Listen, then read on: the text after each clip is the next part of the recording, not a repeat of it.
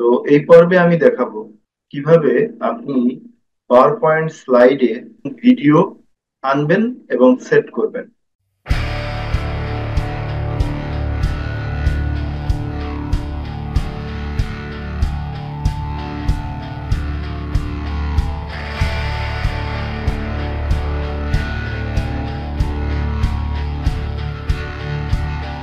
আজকে দেখাবো স্লাইডের উপরে কিভাবে ভিডিও আনবেন। বন্ধুরা, প্রথম স্লাইডটা আমাদের তৈরি হয়েছে।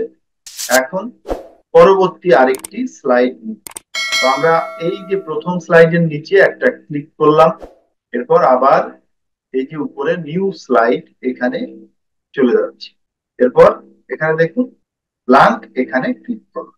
বন্ধুরা, একটা ভিডিও আনবো এবং ভিডিওটা কিভাবে আনবো সেটা দেখিয়ে আমি এই ভিডিওটি শেষ করি।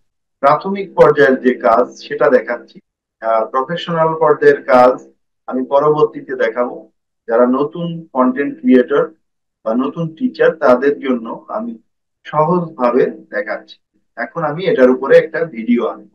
এর জন্য আমাকে এখানে দেখুন ইনসার্ট, আমি এখানে ক্লিক করলাম।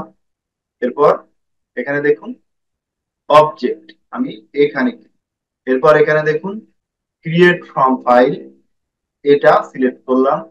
এরপর নিচে দেখুন ব্রাউজ, এখানে ক্লিক করলাম।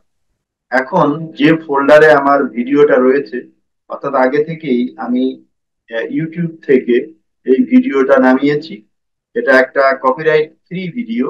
আপনারা চেষ্টা করবেন আপনার কন্টেন্টে ছবি বা ভিডিও কপিরাইট ফ্রি ব্যবহার করার। তো যেহেতু এটা অনলাইনে আপলোড করা হবে, সেহেতু যে কোনো ছবি বা ভিডিও কপিরাইট ফ্রি হলে আপনার জন্য ভালো হবে। তো আমি ডেস্কটপে চলে যাব এবং ডেস্কটপে যে কন্টেন্ট এলিমেন্ট রয়েছে এটা এই ফোল্ডারে প্রবেশ করব এবং এখানে নিচের দিকে দেখুন একটা ভিডিও রয়েছে। অর্থাৎ আপনার কন্টেন্টটি যে টপিকের উপরে নির্মাণ করবেন সেই টপিক রিলেটেড একটা ভিডিও এখানে শো করবে। তো ভিডিও আমি সিলেক্ট করলাম, এরপর ওকে এখানে করলাম। তো এখানে ভিডিওটার লিংক চলে এসছে।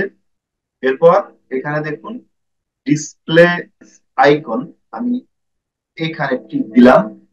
এরপর নিচের দিকে দেখুন চেঞ্জ আইকন, এখানে ক্লিক করলাম।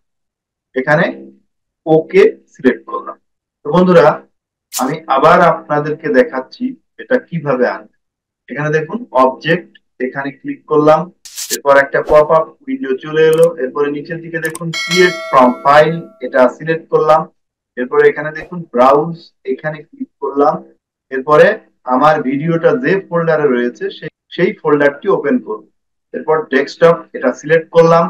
এরপর কন্টেন্ট এলিমেন্ট, এই ফোল্ডারটি ওপেন করলাম। এবার নিচের দিকে দেখুন ভিডিওটা রয়েছে, এটা সিলেক্ট করলাম। এরপর ওকে, এখানে ক্লিক করলাম। ভিডিওর লিঙ্কটা এখানে চলে এসছে। এরপর ডিসপ্লে অ্যাজ আইকন, এটা টিক দিলাম। এখানে দেখুন চেঞ্জ আইকন, এখানে ক্লিক করলাম। এরপর ওকে, এখানে ক্লিক করলাম। এরপর উপরের দিকে ওকে, আবার এখানে ক্লিক করলাম। এখানে দেখুন এই যে ভিডিওটা এখানে চলে এসছে। অর্থাৎ ভিডিওটা অ্যাক্টিভ দিতে হবে। এর জন্য ভিডিওর উপরে একটা ক্লিক করে আমরা চলে যাব। এখানে দেখুন অ্যাকশন, আমরা এখানে ক্লিক করলাম। এরপরে এখানে দেখুন অবজেক্ট অ্যাকশন, এটা সিলেক্ট করলাম। এরপরে এখানে দেখুন ওকে, এখানে ক্লিক করলাম। অলরেডি আমাদের ভিডিওটা এখানে কিন্তু চলে এসছে। এখন আমি যদি এটার উপরে ডাবল ক্লিক করি, এখানে দেখুন ওপেন বলে একটা অপশন এসছে। এখানে যদি আপনি ক্লিক করেন ভিডিওটা প্লে হতে থাকবে। এভাবে ভিডিওটা স্লাইডে আনা যায়। এখন উপরে একটা টেক্সট আনতে হবে। এর জন্য আমাদের টেক্সট বক্স, এটা সিলেক্ট করলাম। এরপর স্লাইডের উপরে মাউসের লেফট বাটন চেপে একটা টেক্সট বক্স ক্রিয়েট করলাম। এখন আমি এখানে বাংলায় লিখবো যে ভিডিওটি মনোযোগ সহকারে দেখো। ভিডিওটি মনোযোগ সহকারে দেখো, আমি এখানে একটা টেক্সট দিয়েছি। এটা সিলেক্ট করে এটার আবার ফন্ট চেঞ্জ করতে হবে। তো আমি ফন্টে চলে গেলাম, এখান থেকে নিকশ ব্যান অথবা নিকশ সিলেক্ট করে দিলাম। এরপর এটা সাইজটা একটু বড় করে এখানে দেখুন, এখান থেকে সাইজ বড় করতে পারি, অথবা এখানে ক্যাপিটাল এ যে বড় অপশনটা রয়েছে, লার্জ অপশনটা রয়েছে, সেখানে ক্লিক করে করে এই লেখাটি আমি বড় করে দিলাম। বন্ধুরা দেখুন, এখানে লেখাটি চলে এসছে। এখন এই লেখার কালার আপনি চেঞ্জ করে দিতে পারেন। দেখিয়েছি যে কিভাবে লেখার কালার চেঞ্জ করতে হয়। আপনারা দেখলেন যে কিভাবে একটি স্লাইডের উপরে একটি ভিডিও আনতে হয়। তো আজ এ পর্যন্তই। পরবর্তী পর্বে আপনাদেরকে দেখাবো কিভাবে এই স্লাইডের পিকচার, ভিডিও, তারপরে টেক্সট, এগুলো অ্যানিমেশন বা ট্রানজিশন দিতে হয়। তো আপনি যদি আমার চ্যানেল বিপুল ভিশন 71 এ নতুন হয়ে থাকেন, সেক্ষেত্রে আমার চ্যানেল সাবস্ক্রাইব করবেন, পাশে থাকা বেল আইকনে ক্লিক করবেন।